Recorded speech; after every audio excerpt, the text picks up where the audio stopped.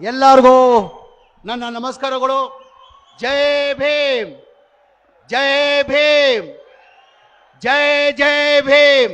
ಜರ ಜೋರಾಗಿ ಧ್ವನಿಯಲ್ಲಿ ಹೇಳಿ ಸರ್. ತಮ್ಗೆಲ್ಲ ಗೊತ್ತೇ ಇದ್ದಂಗೆ 2014 ಕೇಂದ್ರದಲ್ಲಿ ಬಿಜೆಪಿ ಸರ್ಕಾರ ಬಂದಾದ ಮೇಲೆ ನಮ್ಮ ರಾಜ್ಯದವರೊಬ್ಬ ಕೇಂದ್ರದ ಮಂತ್ರಿ ಆಗಿದ್ರು ಅನಂತ್ ಕುಮಾರ್ ಹೆಗಡೆ ಅವರು ಒಂದು ಮಾತನ್ನ ಅಂದ್ರು.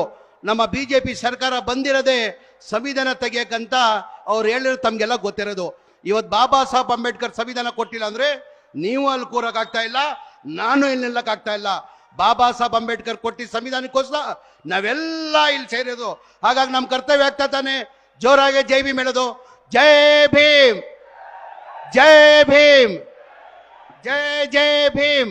ವೇದಿಕೆ ಮೇಲೆ ಆಸೀನಿರುವ ನಮ್ಮ ಪಕ್ಷದ ಮುಖಂಡರು, ಈ ರಾಜ್ಯದ ಮುಖ್ಯಮಂತ್ರಿಗಳಾದಂತ ಟಗರಾದಂತ ಮಾನ್ಯ ಸಿದ್ದರಾಮಯ್ಯ ಅವರೇ, ಉಪಮುಖ್ಯಮಂತ್ರಿಗಳಾದಂಥ ಕೆಪಿಸಿಸಿ ಅಧ್ಯಕ್ಷರಾದಂಥ ಮಾನ್ಯ DK ಶಿವಕುಮಾರ್ ಸಾಹೇಬ್ರೆ, ನಮ್ಮ ಕರ್ನಾಟಕ AICC ಇನ್ಚಾರ್ಜ್ ಸೆಕ್ರೆಟರಿ ಆದಂಥ ಸುರ್ಜೇವಾಲಾ ಸಾಹೇಬ್ರೆ, ವೇದಿಕೆ ಮೇಲೆ ಆಸೀನಿರುವ ಎಲ್ಲ ನಮ್ಮ ಪಕ್ಷದ ಮುಖಂಡರೇ, ಆದ್ಮೇಲೆ ಇವತ್ತು ಜನ ಕಲ್ಯಾಣ ಬ್ರೋಸ್ ಸಮಾವೇಶನ ಹಾಸನ್ ಜಿಲ್ಲೆಯಲ್ಲಿ ನಾವು ಹಮ್ಮಿಕೊಂಡಿದ್ದೀವಿ.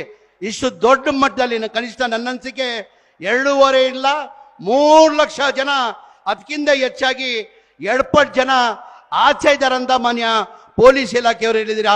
ತಾವೆಲ್ಲ ಇಷ್ಟು ದೊಡ್ಡ ಮಟ್ಟದಲ್ಲಿ ಬಂದಿರೋದು, ಎಲ್ಲ 6 ಜಿಲ್ಲೆ ಬಂದಿರೋದು ಇಷ್ಟು ದೊಡ್ಡ ಮಟ್ಟದಲ್ಲಿ ಎಲ್ಲ ಜನಗಳಿಗೆ ನನ್ನ ಕೈ ಜೋಡಿಸಿ ಪಾದಕ್ಕೆ ನಮಸ್ಕಾರನ ಮಾಡ್ತೀನಿ.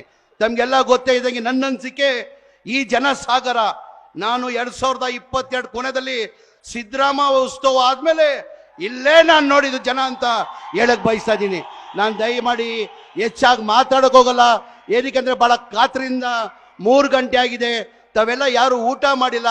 ತಾವೆಲ್ಲ ಬಹಳ ಕಾತ್ರಿಂದ ನಮ್ಮ ನಾಯಕರಾದಂಥ ಟಗರಾದಂಥ ಸಿದ್ದರಾಮಯ್ಯ ಅವ್ರ ಮಾತು ಕೇಳಕ್ಕೆ ತಾವು ಕಾಯ್ತಾ ಇದ್ದೀರಾ. ಹಾಗಾಗಿ ನಾನು ಹೆಚ್ಚಾಗಿ ಮಾತಾಡೋಕಲ್ಲ. ಇನ್ನೊಂದು ದಿನ ಹಾಸನ್ಗೆ ಬಂದು ತಮ್ಮ ಉದ್ದೇಶಿ ಮಾತಾಡ್ತೀನಿ ಅಂತ ಹೇಳ್ಬಿಟ್ಟು ನಾನು ಯಾರು ಮಾತಾಡೋಕೆ ಅವಕಾಶ ಕೊಟ್ಟಿದ್ದು ನನ್ನ ಮಾತು ಮುಗಿಸ್ತೀನಿ. ಜೈ ಹಿಂದ್, ಜೈ ಕರ್ನಾಟಕ.